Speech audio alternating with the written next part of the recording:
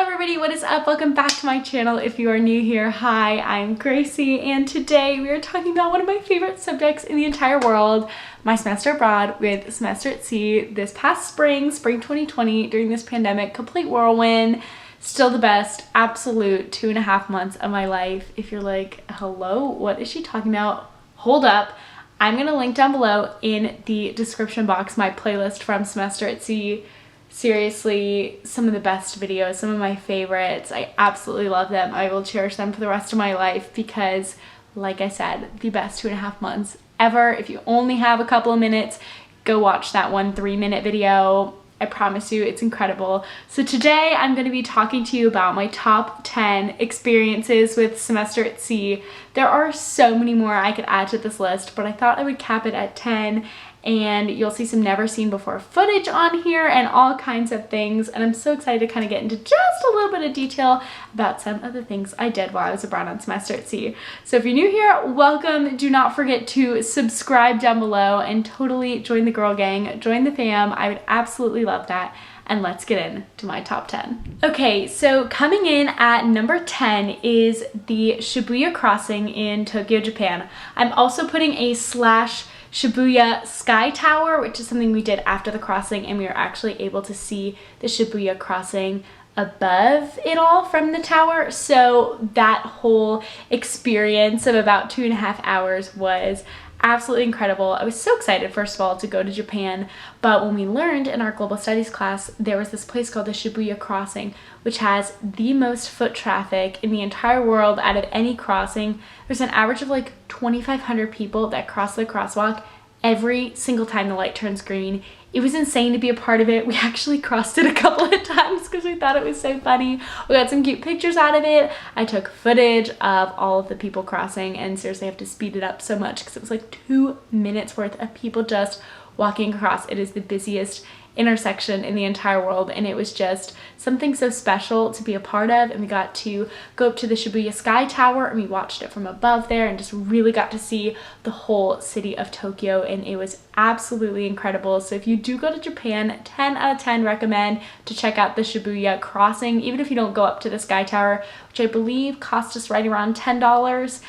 Going to the crossing is completely free, and it's just so interesting to see so many people in one place. Now, of course, this was pre-coronavirus, so I don't really know exactly how that is operating now, but hopefully someday in the future it'll be like that again, and it seriously was amazing. Coming in at number 9 is also a memory from Japan, but this time we were in Kyoto, Japan.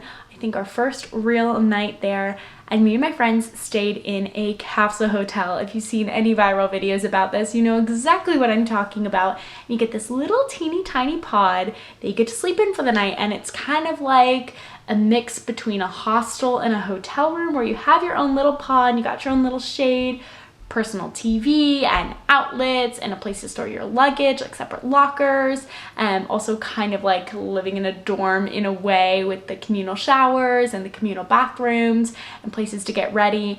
But it was like your own personal little pod, and I don't know, I'd wanted to do it for the longest time. I just remember the night we booked it, it was a dream come true. We were like, we are staying in a capsule hotel, and it was just so interesting to basically be in the same room with all my friends, but you had your own little pod, your own little shade, to cuddle up in. They also gave us robes and slippers, which was so cute, and it basically was just a nice sleep for the night. Next up, number 8, the Hoi An Lantern Festival. Holy moly, if you have not seen the Vietnam vlog, which I posted actually just a little bit ago, the Lantern Festival was real life Tangled. I'm not kidding.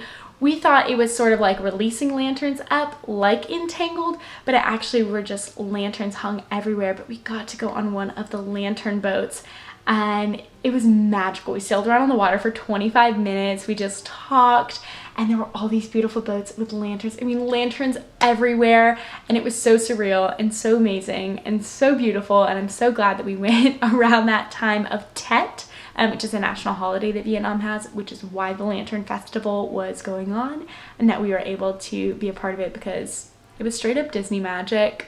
I will always say that. And for sure one of my top 10 experiences. Coming in at number 7 was an experience not had in port, but in fact on the ship It is called Neptune's Day. It is also AKA the day we crossed the equator. Like, what the heck? I crossed the equator? I don't know. It was just something, again, so surreal, so weird to think that we crossed the equator. We were over right by Singapore. It was awesome. And Semester at Sea has so many traditions that you take part of on Neptune Day, and it was something I had, of course, dreamed of for so many years, because I'd been dreaming of Semester at Sea for so many years. So to be able to meet King Neptune, aka Captain Costas, dressed up all in painted green, and be able to get like slime dumped on you and jumping in the pool, swimming across, kissing the fish. Again, I have a whole vlog on Neptune Day. It was just so wonderful. We wrote, like, you know, the zeros on our hands, and it was just a fun, like, pool party day. They canceled class so you could cross the equator, and I don't know, I still, like, you can tell probably by my smile, it just was such a fun, such a cool experience. Wow. Number 6 is Halong Bay, one of the 7 natural wonders of the world. It was breathtaking. I mean, there were so many breathtaking moments in Semester at Sea, but seeing these huge, ginormous, like, limestones topped with rainforest, like, these things are legit, and there are thousands of them, and it was, I mean, a natural wonder of the world. Are you kidding me? We got to go on a little 2-night cruise type of a thing. So we were on a boat one night, and then we spent one night on a private island. Both days we kayaked around the area just to see these limestones up and close. Of course, took so many pictures, soaked in all of the memories, did some fun things as well, like jumping off the side of the boat and playing games and all kinds of things. But just to be basking in the gloriousness of these giant limestones in Vietnam, like, you go from the hustling bustling city of Hanoi, and then it's like a 3-hour bus ride, and you're on this boat, and all of a sudden it's just like boom, thousands of limestones around you.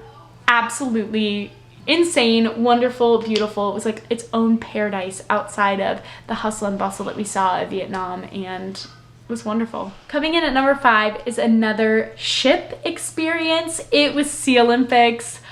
Guys, there are so many things I can say about Sea Olympics. Again, there was a video on that, but I was the female captain of the Adriatic Sea, Go Adriatic, the purple color, if you will, on our ship. And basically they split you guys up based on where your cabin was, is what sea you were in. I happened to be Adriatic Sea, again, the best sea, and I wanted to be sea captain so bad, and I got voted in, so it was wonderful. And basically we just plan all of these events and fun activities, and y'all, we killed it. We killed it at Sea Olympics. We won, but then we didn't win because we got points taken away from my roommate Sydney allegedly pushing somebody off of a chair in musical chairs. It was a whole long thing, and basically at the end of it, like, they were like, yeah, you should have won, but we didn't. But at the end of the day, it was so fun. We were all so hyped up the entire day, decked out in all purple.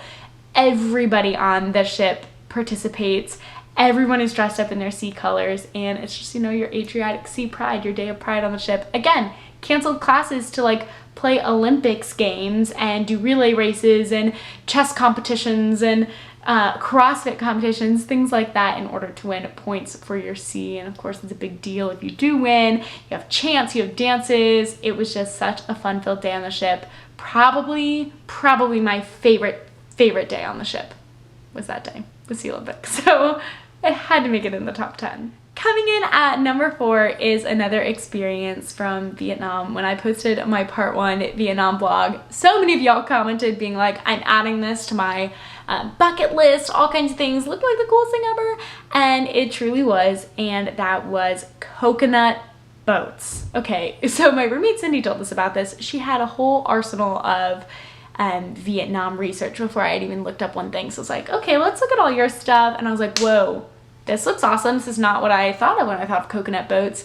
And it was seriously so fun. 2 people to a boat, and you got somebody who, you know, was rowing the boat for us. And we just went out in the water and we're having fun singing and dancing. There were guys doing tricks on the coconut boats. We were just laughing the whole time, and our guides were making us crack up the entire time. It was just, I don't know, such a laughter-filled experience. It is something I would 1000% go do again. And we're like, oh, the sun was not setting. We would like pay to go around again. Actually, at one point, we ran into a karaoke man and Gangnam Style came on, and me and all my girlfriends like got on the one coconut boat and we're singing and dancing around, and it was so wonderful. I just remember laughing and smiling so much on those coconut boats. 1000 million billion jillion percent would do again. Such a great experience. I went skydiving. This is something I knew I always wanted to do in South Africa, and here we are, and I did it, and I didn't tell my mom until after I did it. Same thing with most of my friends. It was sort of a last minute thing because South Africa was pretty much getting shut down right up until the point we left.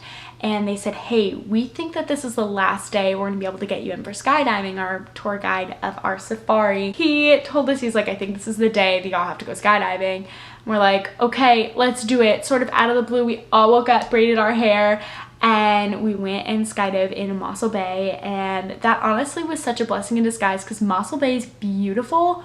We skydove right by the water. I mean, incredible views going up, and it was so fun to jump out, kind of did like a little twist on the way out. It was amazing. It was not as scary as you would think, but I'm also a little bit of an adrenaline junkie, and I loved every second of it. And again, Mossel Bay, jumping right by the water, it was beautiful. I won't ever forget it. Okay, number 2. You guys, it's really hard when I get to the last couple ones to pick for the rankings. We played with elephants in South Africa.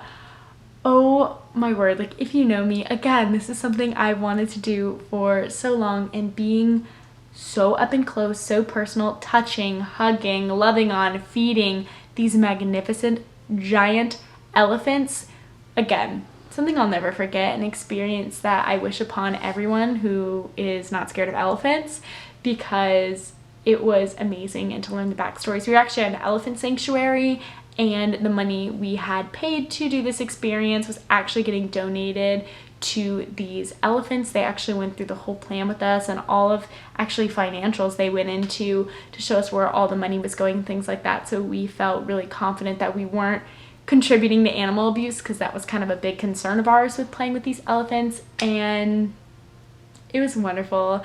I will let this video speak for itself, of this cute little elephant that I got to feed. Oh my gosh, I really wish I could go back and do it all over again and again. I'm so jealous of the people that work there, but if you have the opportunity to safely play with an elephant, do it. Please, please, please do it. I promise you won't regret it. And number 1 on the list, y'all thought it was crazy when this popped up on your Instagram if you follow me. I bungee jumped off the Guinness World Record-breaking bridge in South Africa. When I found out that this was possible, I told all my friends, I said, I am doing this and you all are coming with.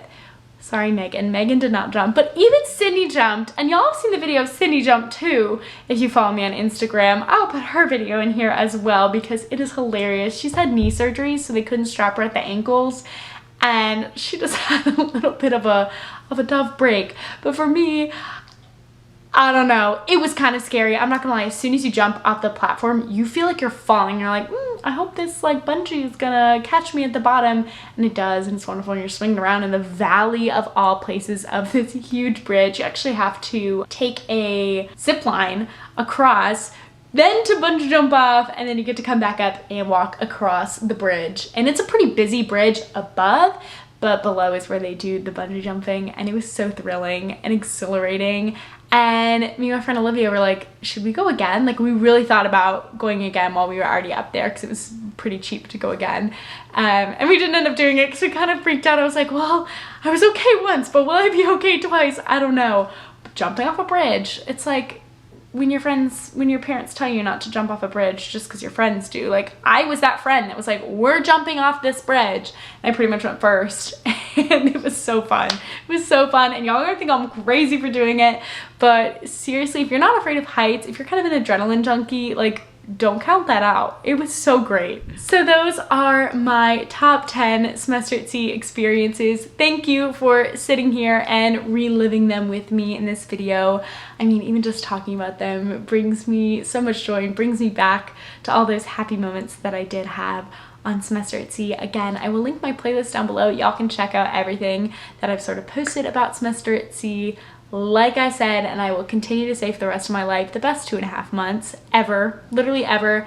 Every day was filled with something new and exciting and memorable, and I absolutely cannot speak enough good words about what semester at sea has done for my life and for my confidence and for myself and for my friendships and for everything. Like, I can go on and on. But anyway, I will end this video here. So thank you guys so much for watching. I love you all so much, and I will see you soon. Bye!